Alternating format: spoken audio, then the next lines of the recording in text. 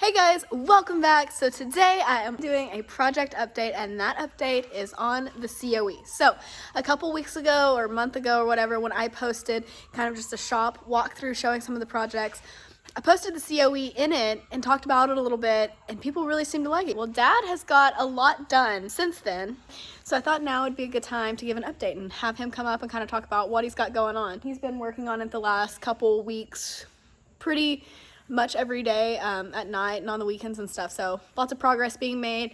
It's pretty cool. It's going to be a cool truck, so have him come up talk more about it than I did last time.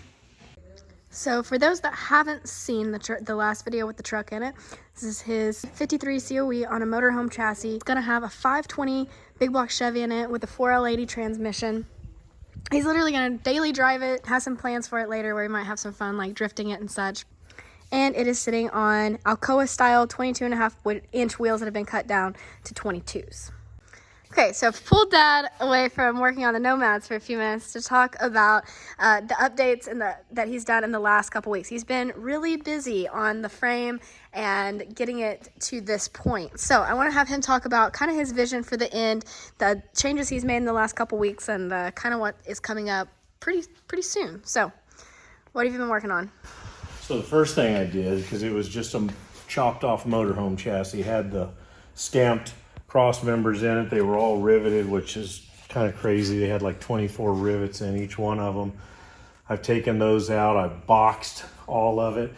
But probably more importantly is I've tapered the frame up to 3.5 inch. And it's boxed with 1/4 inch plate, and the bottom is 1/4 inch plate, but I've left it hanging down on the sides. So out here, it looks like the stock frame, but you can see where it's welded at that angle. And the reason for that is because that 4-link sits directly under the frame, as you can see. So when this truck is aired down and it drops 4 inches, that 4-bar will actually go up inside the frame. It's just a kind of a fake side of a frame, but it actually adds strength, and it just looks better than having that thin frame. So that took quite a bit of work. I'm replacing the cross members with rectangle tubing. This is just sitting in here right now. I've made those some weeks ago, but they will be welded in by this weekend. Everything will be welded in, boxed completely, and then the 4-link will be welded to the rear end. Last week, I think it was last weekend, I spent the whole weekend narrowing the rear end. It's already a cabin chassis rear axle, so I think that's 8 inches narrower than a pickup.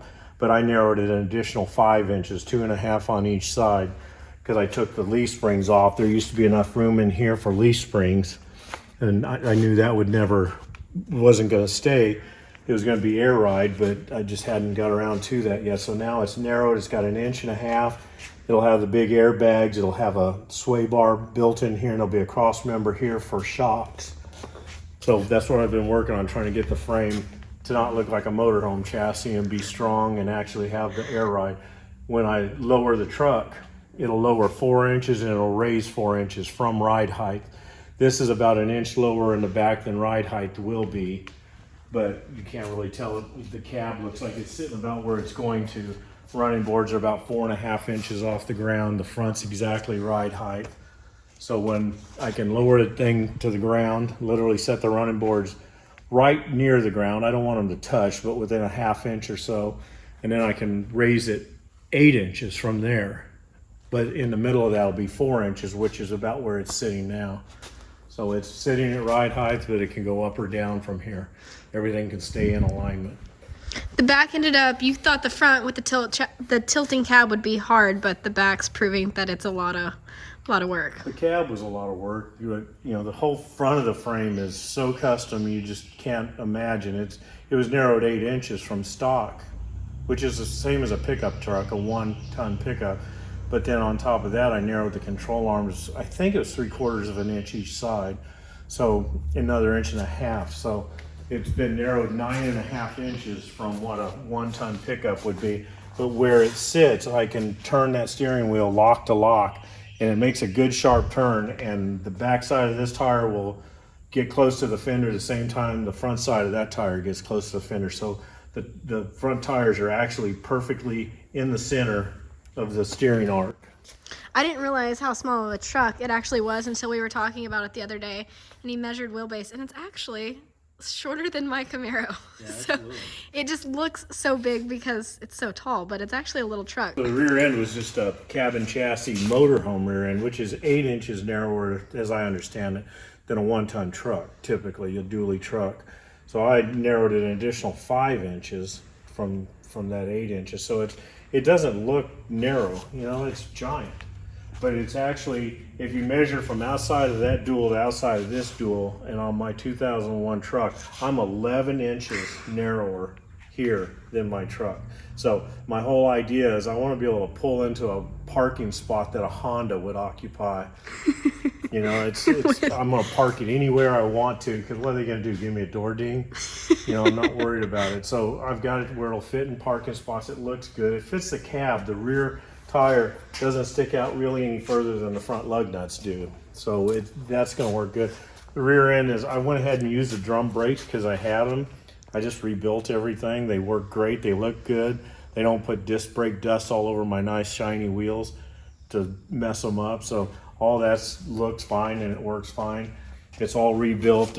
The third member, I took it apart. It's got 411 gears, 410, whatever Chevy used. And it's, actually I guess it'd be 410. It's non-posi, it's an open differential, but I'll change that out. I'll eventually put like a 350 gear in it with a posi. But the way this rear end is, because it's 14 bolt, I can take the pinion out the front like a 9-inch. I can pull the axles out without taking the tires off. I can actually rebuild the third member sitting here on the ground, put it all back together, stick the axles in and drive off. I don't even have to raise the truck off the ground. Nice. So I just put the stock stuff back in it. It's all perfect. It was in great shape, and it'll be really fun with the low gear 4L80 in it to probably do some burnouts. Do something fun with it.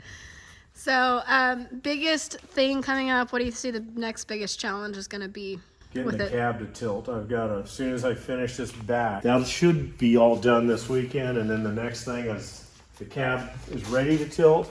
It's sitting on the pivot blocks up front. I've got to rig hydraulic cylinders up. I've got a 12-volt pump. I'll eventually have, I don't know, a remote control, a button. I'm not sure how I'll do it, but I'll be able to basically just push a button and tilt the cab forward to get to the engine, which is 520 cubic inch of big bad boy Chevrolet. Not diesel, gasoline. Gasoline.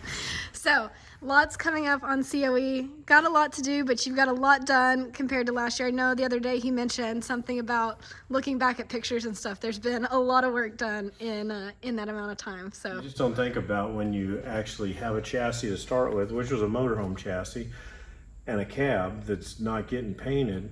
You think that's 2 weeks work to build something. No. It might be for some people, but I'm not just bolting a cab on a frame. Once you see the frame, the way it's Z'd down, it's Z'd back up, it's narrowed 8 inches. Control arms are narrowed 3/4 of an inch each side. There's a lot of work in it. So, a lot of work done, a lot of work to do, but it's making progress. And it's looking good. It's going to be exactly how you want it to look, right? It's gonna be perfect. You can drive it every day. Okay, and that's it for COE update. Lots done, as I said, but lots more to go. So I'll keep you guys updated as it makes more progress and maybe show once he gets where you can actually see the frame like he was talking about. So let me know what else you'd like to see about the truck. I'll try to get that in the next video, but looking forward to seeing its progress. So thank you guys for watching, and as always, be happy, go fast, and stay pretty. See you guys next time.